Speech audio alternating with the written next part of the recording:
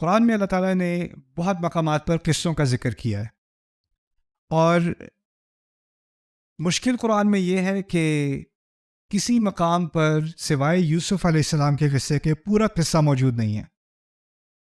تھوڑا سا حوالہ یہاں پہ، تھوڑا سا حوالہ وہاں پہ، اور ایک کنفیوژن سی ہوتی ہے کہ اگر آدم علیہ السلام کا قصہ سنانا ہی تھا تو ایک ہی جگہ پہ ساری بات آ جاتی، نام بھی رکھتے تھے سورت آدم، بات ختم.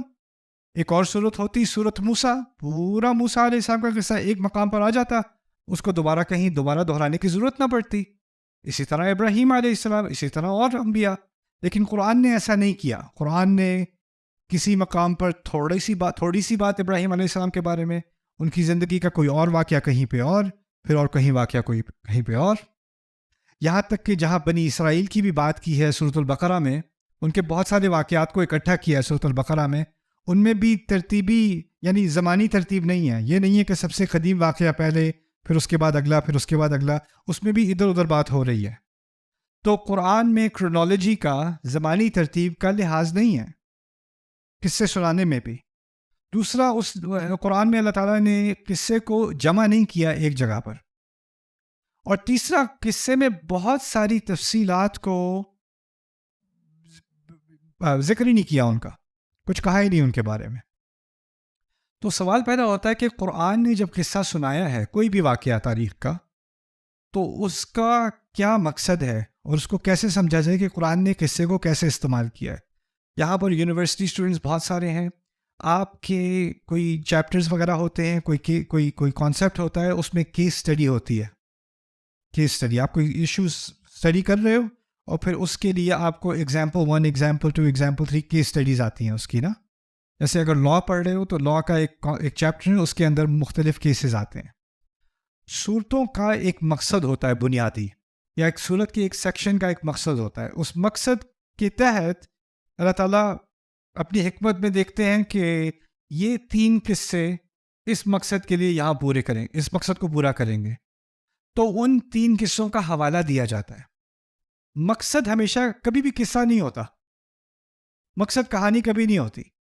سورت کا اپنا ایک مقصد ہے، اور اس مقصد کے تحت کیس اسٹڈی کو سائٹ کیا جا رہا ہے، اور اس کیس اسٹڈی میں سے جو تفاصیل اس سورت کے مقصد کے مطابق نہیں ہیں ان کا ذکر نہیں ہوگا. جو چیزیں اس سورت کے متعلق ہیں، جن کو یہاں پہ ذکر ہونا تھا، جن کا باقی ساری چیزوں کے ساتھ اس کا جوڑ ہے، اس کا ذکر یہاں پر ہوگا. ہو سکتا ہے وہی پوری وہی کہانی، وہی قصہ کسی اور صورت میں آ جائے، کچھ چینجز کے ساتھ، کچھ تبدیلیوں کے ساتھ. کیوں؟ ان تبدیلیوں کا کس چیز سے تعلق ہے؟ اس صورت سے. وہاں پہ کیا ہو رہا ہے، وہاں پہ ایسے بات کیوں کی جا رہی ہے. اس کی ایک چھوٹی سی مثال جو یہاں پر نہیں ہے وہ پہلے آپ کو بتاتا ہوں. زکریا علیہ السلام کا قصہ ہے کہ فرشتے ان کے پاس آئے، وہ محراب میں تھے، فرشتے ان کے پاس آئے، ٹھیک ہے، اور ان سے ہم کلام، ان کو کہا ان کا بیٹا ہونے والا ہے جس کا نام ہوگا یحییٰ، ٹھیک ہے. فرشتوں نے ان سے مطالبہ کیا کہ آپ نے 3 روز لوگوں سے بات نہیں کرنی، 3 روز.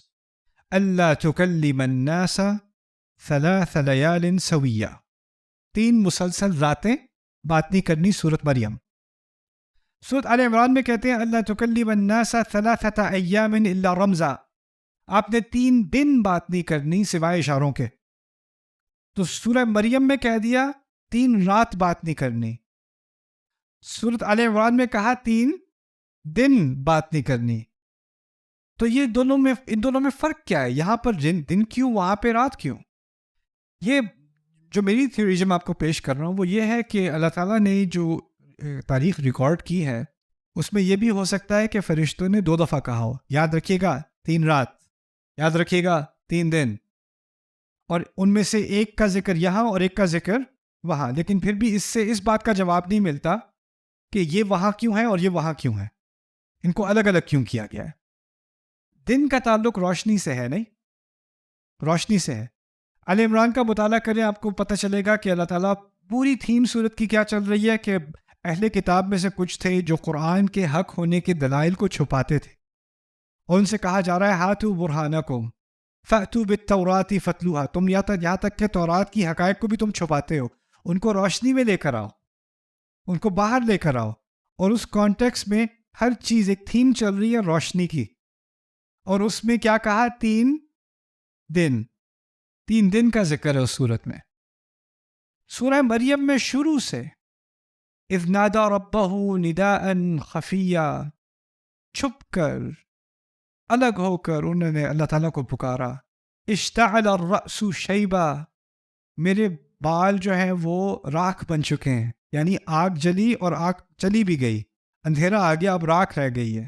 اشتعل الرأس شیبا ولم اکن بدعائک ربی شقیا، میں کبھی مایوس نہیں ہوا اپنے رب سے دعا کرنے میں. مایوسی کا لفظ روشنی کی طرف لے جاتا ہے، اندھیرے کی طرف؟ اندھیرے کی طرف. تو اسی طرح الفاظ کا ایک ٹیکسچر ہے سورہ مریم میں، ایک موڈ ہے، اور اس موڈ کے تحت جب فرشتے بولتے ہیں تو کیا کہتے ہیں؟ کس بات کو سائڈ کیا گیا یہاں پہ؟ کہ آپ نے 3 رات نہیں بولنا، 3 لیال سویہ. تو یہاں تک کہ الفاظ کا استعمال اور ساتھ ہی کون سا حصہ، کون سے قصے کا کون سا حصہ ذکر کیا جائے گا، اس کا تعلق ہوتا ہے سورت کے ساتھ. تو اس کی 1-2 مثالیں میں آپ کے سامنے رکھ دوں گا کچھ منٹ میں، لیکن پھر باقی آپ خود بھی اس نظر سے اب آئندہ آپ کوئی قصہ دیکھیں قرآن میں تو پہلے سوچیں یہ قصہ یہاں پہ کیوں ہے، اس کا سورت سے کیا تعلق ہے. اللہ تعالیٰ ایک کنیکشن بنا رہے ہیں اس چھوٹے سے پیس کا باقی سورت سے، اور یہی ہے تدبر کا عمل کہ ہم دیکھیں اللہ تعالیٰ نے جو چیزیں ساتھ جوڑی ہیں وہ ایسے کیوں جوڑی ہیں، اس کا کیا فنکشن ہے. اللہ کہہ رہے ہیں ان اللہ لا یستحیی ان یضرب مثلا ما بعوضة فما فوقها، اللہ تعالیٰ کو کوئی استحیاء نہیں ہے، کوئی وہ اپنے ہاں عیب نہیں دیکھتے کہ وہ ایک مکھی کی مثال بھی دے دیں یا مچھر کی مثال بھی دے دیں یا اس سے بھی کوئی گئی گزری.